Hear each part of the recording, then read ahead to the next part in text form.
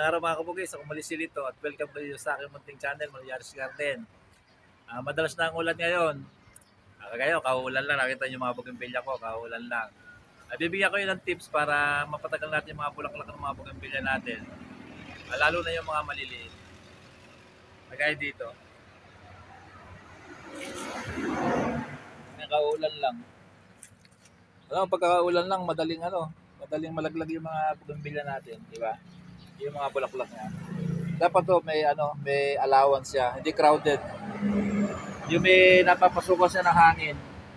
Yung may mga alagang maliliit, kung masyadong tikit-tikit, medyo hiwalay nyo lang ng konti para madaling matuyo pag umuulan.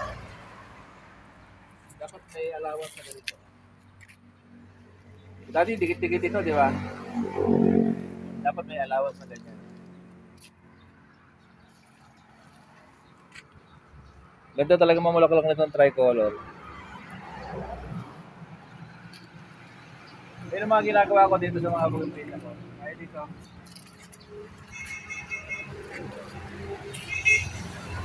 Ito medyo nadikit dito kasi inilipat ko lang dito to yung mga iba kasi dinagdagan ko dito sa nabawasan kasi dinagdagdagan ko.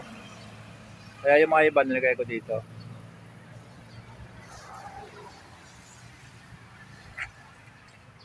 Ulan lang basta. Kaya ganda ng bulaklak nito.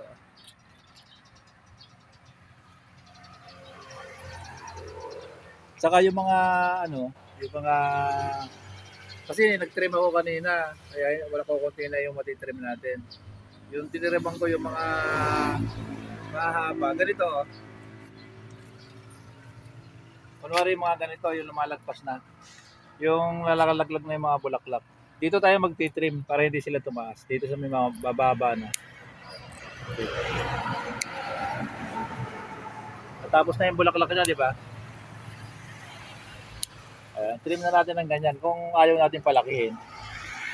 Para maging siya. Yung natin papahabain. Kasi pagka hindi natin tinanggal ito, mag-uusbong na naman siya dyan.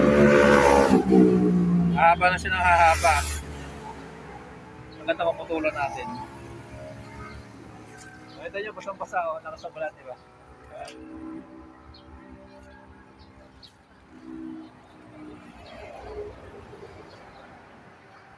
Pero marami pa rin mga bulaklak. Ay, dito matagal na ito. Tanggalin lang natin yung mga ganyan. Ay, dito.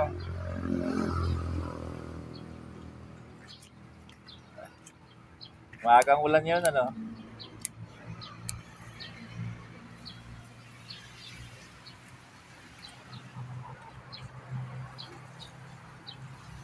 Nakita nyo mga putol, nag-trim kasi kami kanina. Ayan. Kaya medyo nawala yung mga mahahaba.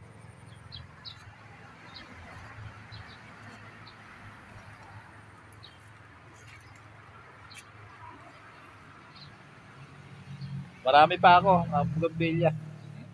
Paninda dito.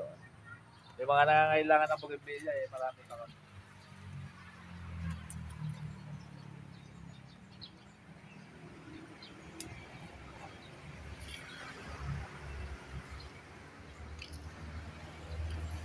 Mukha po sa inyo yung mga iba-iba namin yung mga bulaklak ko dito na bougainvillea.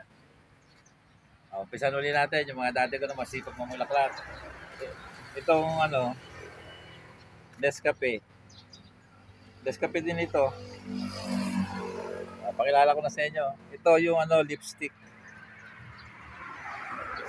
Ito naman yung talong white. Talong white. Variegated. Butterfly yellow. Kasi pag mamulaklak, Ginda yellow. Watermelon kiss. Dito pa tayo.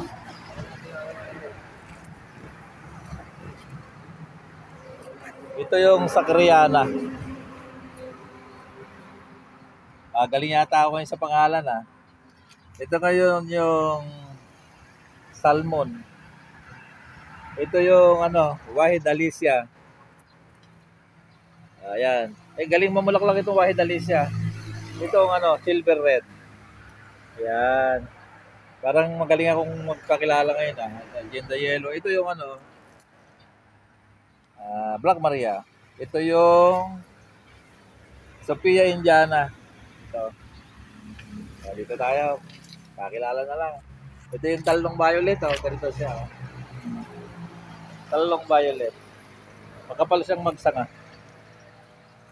Ito naman yung ano, meron pa rin kami na bridal white. Ito. Ito yung talong na yellow. Ito. Talong yellow. Marami. Ito naman yung ano, baby bambino. Ito. Nagyayelo yung dahon niya. Magaling mamulaklak ito. Yung malaki ko doon eh, ano, napakaraming bulaklak. Baby bambino. Teka. Ito. Monduring. Monduring ito. Sakriyana yata ito. Magandang mamulaklak yung sakriyana. Ganito. Yung pinakita ko kanina. Talaga isa sa magandang mamulaklak. Sakriyana. Ano pa ba? Yung mabulaklak yan. Ito yung opal flame. Opal flame natin. Ginda yellow. Talong dark pink.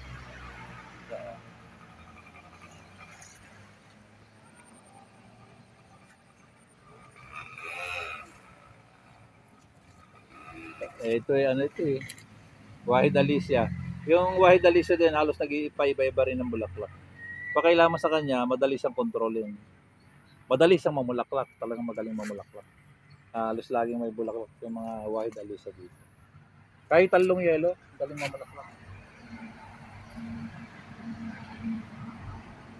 Ang gagawin natin para maiwasan natin yung mabilis na malaglag yung ating mga bulaklak ng bougainvillea. Kahit yung mga malalaki natin bougainvillea, pagka maulan, nagkakaganito na.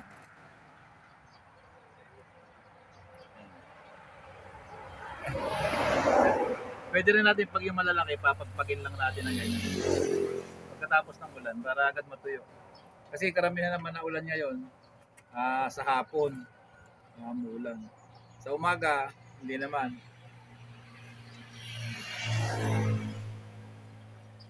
Ito, tibay talaga mamulaklak nito. Halos laging mayroon itong konting kalimot.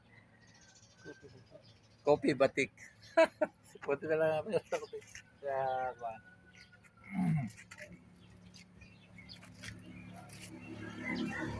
Kaya, ganun lang po ang ano, ang mga tips ko sa inyo ngayon kasi masyadong kanina, medyo naman naging maaga ang ulan kanina, mga